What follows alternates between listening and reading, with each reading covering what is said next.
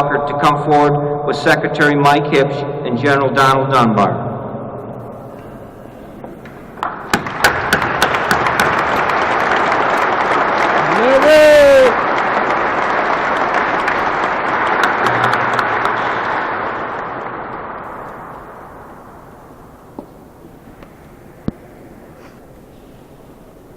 Attention to orders.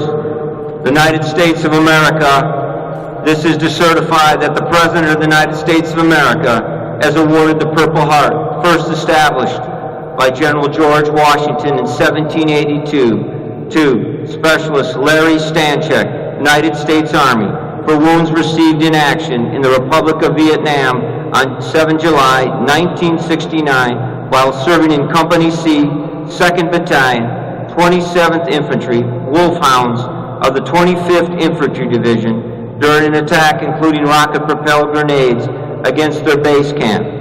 Mr. Stanchek, please accept our thanks and eternal gratitude for your service and sacrifice.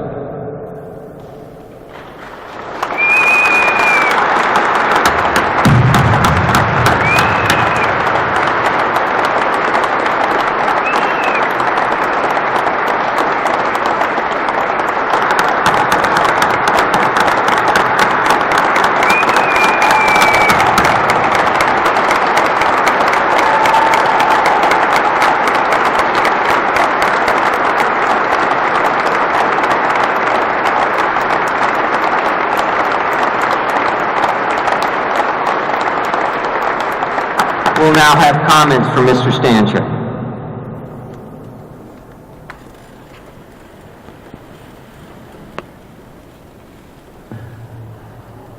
This week has been incredible. Started on Monday with a little newspaper article. Broke me up.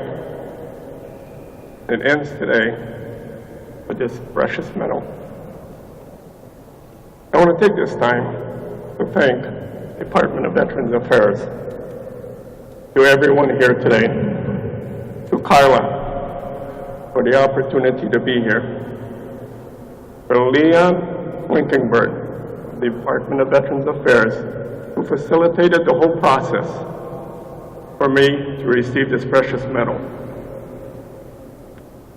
I also want to thank my family, my wife of 44 years, Jerry, who's put up with me for all this time and saved something yellow.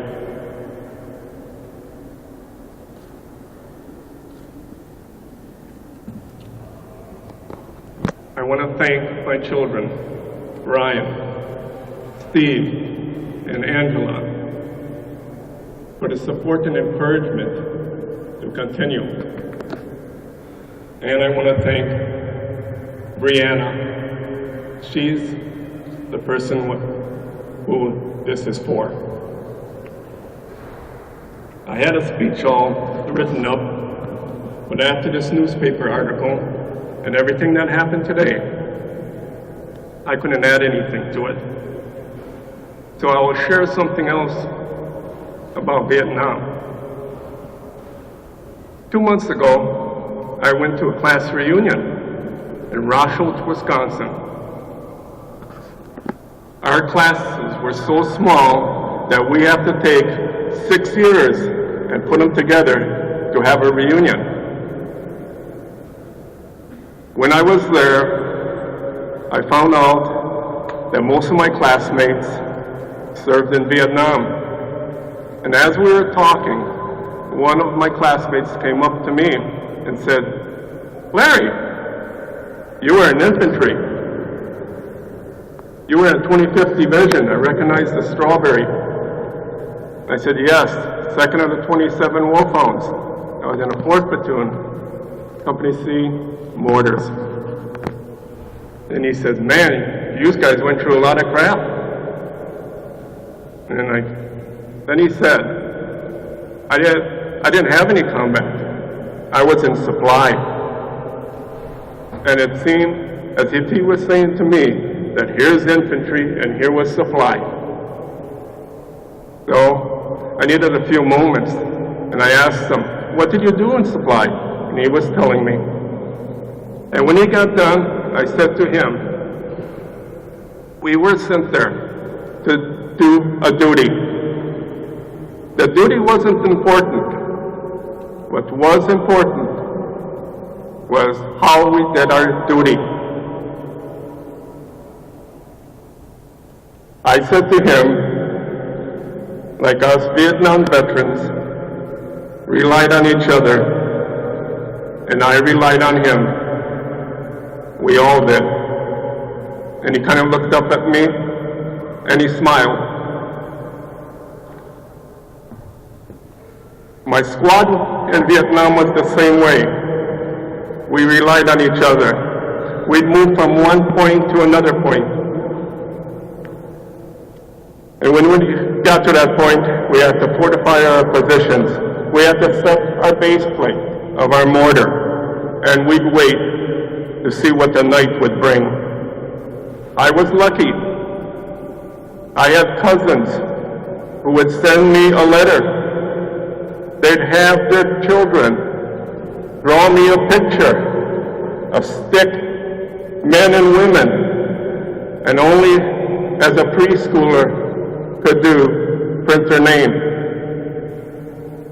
I received mail every day.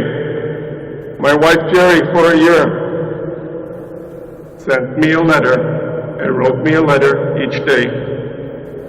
Many of us veterans from Vietnam never received a letter. And if we did, we were very happy. I was lucky. Sometimes we would move from one fire base to another fire base. The mail was held up for 2-3 days, but on the 4th day the mail would come again. Just because the mail started on the 4th day didn't mean you got mail, but on the 5th day, I got 5 letters. I was lucky. Once a month, I received a 12 by 12-inch package. We call them care packages. And when you see that package arrive, your platoon and other soldiers from the bunker line would come to see what you got, hoping that they could get a little bit.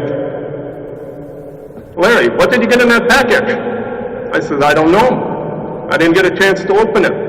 I don't have a knife to cut the tape. Oh, I got one. Pretty soon I'd have 5 bayonets over there, all ready for me to use. So I'd open up the package, and as I was opening up the package, I was looking. It took 3 weeks.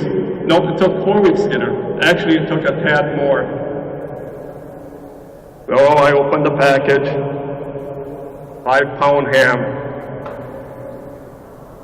couple containers, cans of spreadable cheddar cheese, a couple other goodies, and a box of crackers.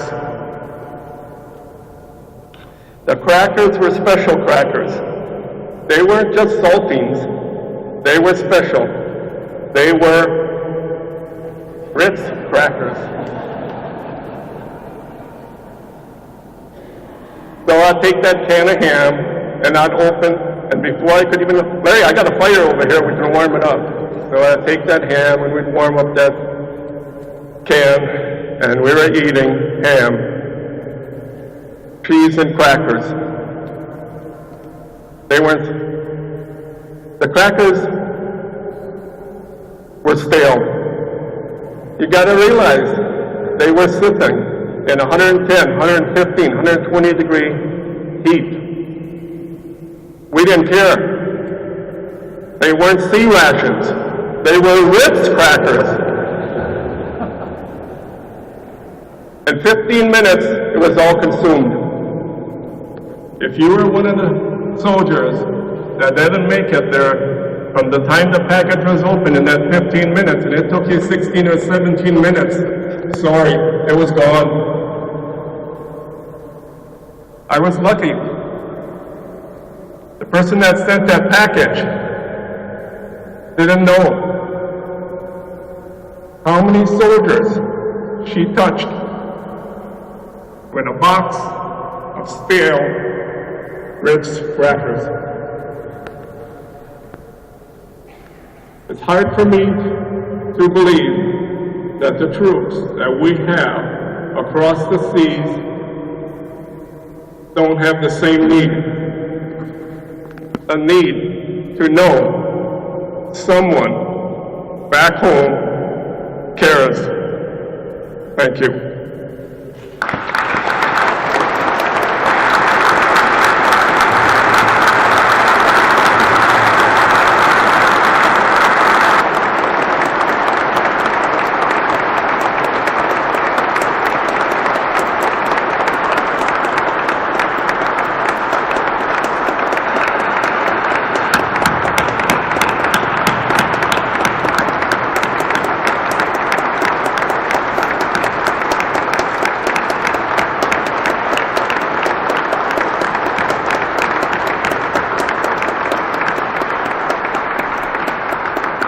Thank you, Larry, for your service to our country.